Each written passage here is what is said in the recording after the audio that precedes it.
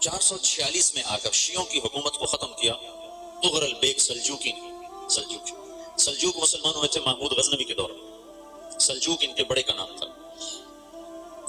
تو ایک دفعہ محمود غزنوی نے سلجوق سے پوچھا اگر مجھے تیری مدد کی ضرورت ہو تو کتنے آدمی پیش کر سکتے ہو؟ تو اس نے ایک تیر دیا، کہا یہ ایک تیر ہے میرا، کسی کو یہ تیر بھیج کر میرے علاقے میں بھیج دو تو چند گھنٹوں میں 1,00,000 تلواریں تیرا پہرا دینے کے لیے تیار ہوں گی، میرے پاس اتنی طاقت ہے۔ تو یہ سلجوق کی نسل میں تھا طغرل بیگ۔ اللہ تعالیٰ نے جب عرب زوال کا شکار ہو گئے اور ضعف کا شکار ہو گئے، جیسے بڑھاپے کا کوئی علاج نہیں، جب قوموں پہ زوال آتا ہے تو اس کا بھی کوئی علاج نہیں، پھر اور قوم کو جگہ ملتی ہے۔ جیسے بڑھاپا ایک فرد پہ آتا ہے، ایسے بڑھاپا قوم پہ آتا ہے۔ قوم کا بڑھاپا جوانی میں نہیں لوٹ سکتا، جیسے فرد کا بڑھاپا جوانی کی طرف نہیں لوٹ سکتا، قوم کا بڑھاپا جوانی کی طرف نہیں لوٹ سکتا، کوئی علاج نہیں، نئی نسل کا آنا ہی علاج۔ تو عرب دھل چکے تھے، 600 سال بہت ہوتے ہیں حکومت کو، اپنی صفات گم کر چکے تھے، اب نئے خون کی ضرورت تھی۔ طغرل ایک پہلا شخص تھا جس نے آ کر اہل سنت والجماعت کو استحکام بخشا، شیعوں کی حکومت کو ختم کیا، بغداد سے، شام سے، ان سارے علاقوں سے۔ صلاح الدین ایوبی نے اسماعیلی شیعہ کی حکومت کو ختم کیا، مصر، العازد ان کا آخری خلیفہ تھا صلاح الدین ایوبی، نور الدین زنگی رحمۃ اللہ علیہ کا پروردہ تھا، اس کا دوست تھا، اس کے دوست بھی تھا، بچہ بھی تھا، اس کے سامنے زیادہ لکھنے پڑھنے کا شوق تھا، پر اللہ تعالیٰ نے اسے کام لیا اور اس کو مصر کا گورنر بنا کے بھیجا، مصر کی مدد کے لیے بھیجا، تو وہاں اس نے صلاح الدین ایوبی نے وہاں ختم کیا، طغرل بیگ نے یہاں ختم کیا۔ تو پھر سلجوق جو تھے نا یہ اقتدار میں آئے، ادھر ختم ہو گئی سلطنت ابن عباس کی، مصر ایک چھوٹی سی ترکوں کی سلطنت ہے، تو اللہ تعالیٰ پھر مرکزیت کے لیے ایک نظام چلا، دو لشکر آپس میں لڑ رہے ہیں ایک میدان میں، ایک جنگلی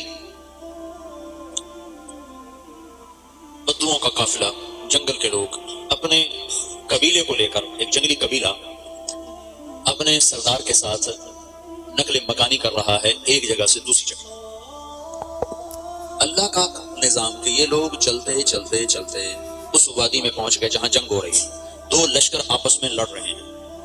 جب یہ وہاں پہنچتے ہیں تو ایک لشکر کے قدم اکھڑ رہے ہیں اور دوسرا غالب آ رہا ہے۔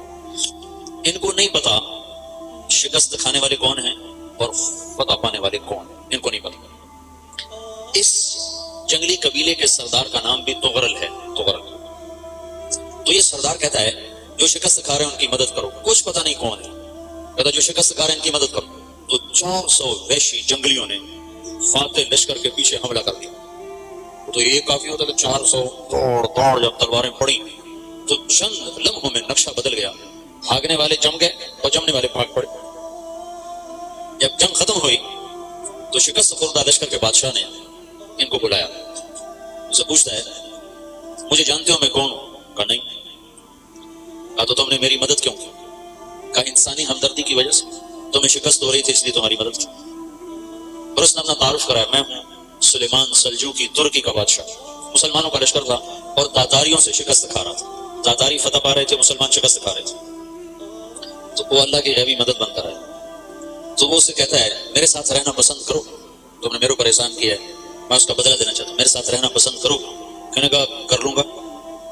تو اس کو لے کر ترکی آیا اور استنبول اس وقت روم کی حکومت میں تھا، اسے فتح کیا اس طغرل کے آگے چوتھے پانچویں پڑپوتے محمد فاتح نے۔ تو یہ استنبول ہے، یہ ترکی ہے، بیچ میں ایک چھوٹا سمندر ہے، یہاں ایک جاگیر ہے۔ تو سلطان سلیمان کہتا ہے یہ جاگیر تجھے وقف ہے، ادھر سے رومی مجھے تنگ کرتے ہیں حملے کر کر کے، تو میرا دفاع کرتے رہنا، یہ جاگیر تیری۔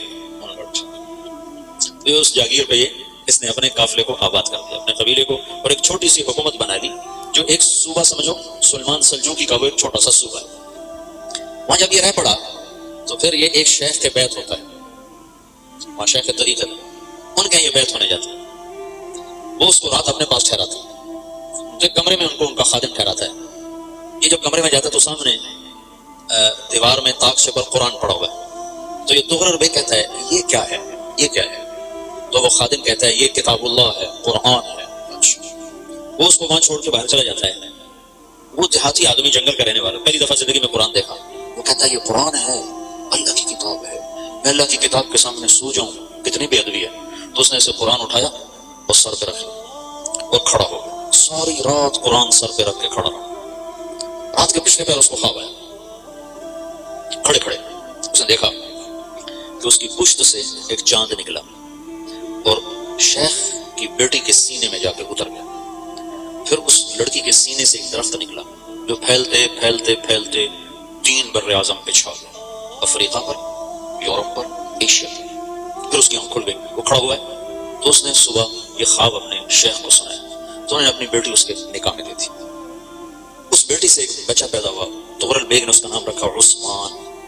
عثمانی ترک نام سنا ہو، جو میں نے کل بتایا تھا کہ 1924 میں وہ خلافت ختم ہوئی. تو ایک بیٹا پیدا ہوا عثمان. عثمان نے پھر ایک نئی اسلامی حکومت کی بنیاد رکھی جو 1924 تک چلتی رہی. کوئی 800 سال یہ حکومت چلی. تو حکومت کا شرازہ بکھرا لیکن پھر جڑ جاتا تھا، اور وہ کرنے اول والا جوڑ کبھی نہ پیدا ہوا، ٹکڑے بن گئے.